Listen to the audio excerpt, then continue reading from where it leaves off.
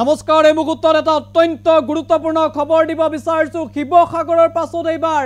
চৰাইদেউ জিলাত নিষিদ্ধ হ'ল আমচু শিৱসাগৰৰ পাছত চৰাইদেউত নিষিদ্ধ কৰা হ'ল আমচু আৰু মাৰুৱাৰী যুৱ মঞ্চ 21টাকৈ জাতি জনগোষ্ঠীয় দল সংগঠন একগোট হৈ এইবাৰ চৰাইদেউ জিলাত আমচু আৰু মাৰুৱাৰী যুৱ মঞ্চৰ দৰে সংগঠনক নিষিদ্ধ ঘোষণা কৰা হ'ল কেৱল সেয়াই নহয় চৰাইদেউ জিলাৰ খিলঞ্জীয়া লোকৰ ভূমি যাতে আনে ক্ৰয় কৰিব নোৱাৰে তাৰ বাবে জনতাক আহ্বান এইবাৰ 21টা জাতি জনগোষ্ঠীয় দল সংগঠন আজিৰ দিনটোত সোণাৰীৰ একগোট হ'ল 21টা জাতি জনগোষ্ঠীয় দল সংগঠন আৰু তাৰ পৰাই এক প্ৰকাৰৰ হুংকাৰ প্ৰদান কৰা হ'ল শিৱসাগৰৰ পাছত এইবাৰ চৰাইদেউতো নিষিদ্ধ কৰা হ'ল আমচু আৰু মাৰুৱাৰী যুৱ মঞ্চক বিগ আপডেট এনি টক্সৰ দৰ্শকৰ বাবে জনাইছে মুহূৰ্তৰ সভাটোকৈ গুৰুত্বপূৰ্ণ খবৰ চৰাইদেউত নিষিদ্ধ হ'ল এইবাৰ আমচু মাৰুৱাৰী যুৱ মঞ্চ শিৱসাগৰৰ পাছত চৰাইদেউত নিষিদ্ধ ঘোষণা কৰা হৈছে আমচু মাৰুৱাৰী যুৱ মঞ্চ 21টা দল সংগঠনৰ সভাত এই গুৰুত্বপূৰ্ণ সিদ্ধান্ত গ্ৰহণ কৰা হৈছে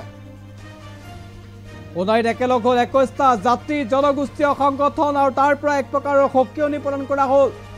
যে আমচু সহ মাৰুৱাৰী যুৱ মঞ্চৰ নিচিনা সংগঠন নিষিদ্ধ কৰা হৈছে এইবাৰ চৰাইদেউত শিৱসাগৰৰ পাছত এইবাৰ চৰাইদেউত আন এক গুৰুত্বপূৰ্ণ সিদ্ধান্ত গ্ৰহণ কৰিছে দল সংগঠনে চৰাইদেউৰ আজিৰ দিনটোত 21টাকৈ জাতি জনগোষ্ঠীয় দল সংগঠনৰ বৈঠক অনুষ্ঠিত হৈছিল সেই বৈঠক অনুষ্ঠিত সোণাৰীত আৰু সেই বৈঠকৰ পৰা সিদ্ধান্ত গ্ৰহণ কৰা হ'ল যে চৰাইদেউত নিষিদ্ধ কৰা হৈছে আমচু মাৰুৱাৰী যুৱ মঞ্চ শিৱসাগৰৰ পাছত এইবাৰ চৰাইদেউত এই সিদ্ধান্ত গ্ৰহণ কৰিছে এতিয়া দল সংগঠনে বিগ আপডেট এই মুহূৰ্তত পুনে পুনে আমাৰ হাতত মন্তব্য আহি পৰিছে আগবঢ়াইছো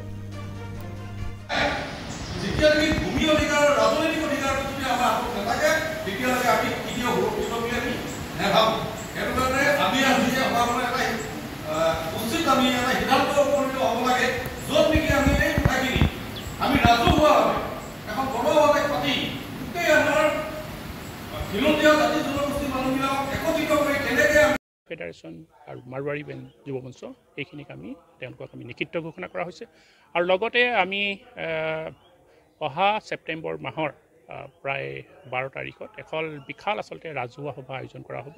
আৰু এই ৰাজহুৱা সভাৰ যোগেদিয়ে আমাৰ যি আচলতে খিলঞ্জীয়া আৰু অখিলঞ্জীয়াৰ যি যুদ্ধখন এই যুদ্ধখন আচলতে ৰাইজক জনাই দিয়া হ'ব আৰু আমি আশা কৰিছোঁ যে আগন্তুক দিনত আৰু গোটেই অসমবাসী যেনেকৈ আজি একলগ হৈছে প্ৰতিটো দল সংগঠন যেনেকৈ একলগ হৈছে এইটো খুব আদৰণীয় পদক্ষেপ আৰু সোণাৰীটো কালি আমি এটা ভাল খবৰ পাইছোঁ যে সোণাৰী পৌৰসভাৰ অন্তৰ্গত যিমানবোৰ আচলতে ব্যৱসায় বাণিজ্য প্ৰতিষ্ঠান আছে তেওঁলোকৰ অসমীয়া আচলতে ভাষা ব্যৱহাৰ কৰা এটা সিদ্ধান্ত লৈছে সেইটো আমি আদৰণি জনাইছোঁ টাইম যুৱ পৰিষদৰ আৰু লগতে আমি এটা কথা আহ্বান জনাইছোঁ যে আগন্তুক যাতে দিনকেইটা গোটেই অসমবাসী যাতে একত্ৰিত হয় এই যাতে এই ধাৰাবাহিক যি খিলঞ্জীয়া আৰু অখিলঞ্জীয়া যুদ্ধ এই যুদ্ধ যাতে অব্যাহত ৰাখিব আৰু দ্বিতীয় কথাটো মিয়া প্ৰসংগটো সাধাৰণতে আহিয়ে থাকে অবৈধ নাগৰিকৰ প্ৰসংগটো আমি বাৰে বাৰে কৈ আছোঁ যে অবৈধ যিসকল নাগৰিক এখন পুনৰ অসম ত্যাগ কৰিব লাগিব আৰু তেওঁলোকৰ যি ইতিমধ্যে আমাক ঘোষণা কৰিছে তেওঁলোকে মাছ নপঠিয়াই আৰু ইতিমধ্যে আমি টাইপাই ইতিমধ্যে তেওঁলোকৰ গাঁৱৰ মাছ আমি গ্ৰহণ নকৰোঁ বুলি আমি সোণাৰীত সিদ্ধান্ত লৈছোঁ খাৰুপতীয়াৰ শাক পাচলি গ্ৰহণ নকৰোঁ বুলি সিদ্ধান্ত লৈছোঁ ইতিমধ্যে আমি শাক পাচলি বজাৰত মাছৰ বজাৰত আমি গৈছিলোঁ তেওঁলোকে ইতিমধ্যে আমাক জনাইছে যে খাৰুপেটীয়াৰ কোনো ধৰণৰ শাক পাচলি অহা নাই আৰু নগাঁৱৰ মাছ তেওঁলোকে গ্ৰহণ কৰা নাই তেওঁলোকে আমাক ইতিমধ্যে তেওঁলোকে জনাইছে ধন্যবাদ এই যুদ্ধখন আচলতে ৰাইজক জনাই দিয়া হ'ব আৰু আমি আশা কৰিছোঁ যে আগন্তুক দিনত আৰু গোটেই অসমবাসী যেনেকৈ আজি একলগ হৈছে প্ৰতিটো দল সংগঠন যেনেকৈ একলগ হৈছে এইটো খুব আদৰণীয় পদক্ষেপ আৰু সোণাৰীটো কালি আমি এটা ভাল খবৰ পাইছোঁ যে সোণাৰী পৌৰসভাৰ অন্তৰ্গত যিমানবোৰ আচলতে ব্যৱসায় বাণিজ্য প্ৰতিষ্ঠান আছে তেওঁলোকৰ অসমীয়া আচলতে ভাষা ব্যৱহাৰ কৰা এটা সিদ্ধান্ত লৈছে সেইটো আমি আদৰণি জনাইছোঁ টাইম যুৱ পৰিষদৰ আৰু লগতে আমি এটা কথা আহ্বান জনাইছোঁ যে আগন্তুক যাতে দিনকেইটা গোটেই অসমবাসী যাতে একত্ৰিত হয় এই যাতে এই ধাৰাবাহিক যি খিলঞ্জীয়া আৰু অখিলঞ্জীয়া যুদ্ধ এই যুদ্ধ যাতে অব্যাহত ৰাখিব আৰু দ্বিতীয় কথাটো মিয়া প্ৰসংগটো সাধাৰণতে আহিয়ে থাকে অবৈধ নাগৰিকৰ প্ৰসংগটো আমি বাৰে বাৰে কৈ আছোঁ যে অবৈধ যিসকল নাগৰিক এখন পুনৰ অসম ত্যাগ কৰিব লাগিব আৰু তেওঁলোকৰ যি ইতিমধ্যে আমাক ঘোষণা কৰিছে তেওঁলোকে মাছ নপঠিয়াই আৰু ইতিমধ্যে আমি টাইপাই ইতিমধ্যে তেওঁলোকৰ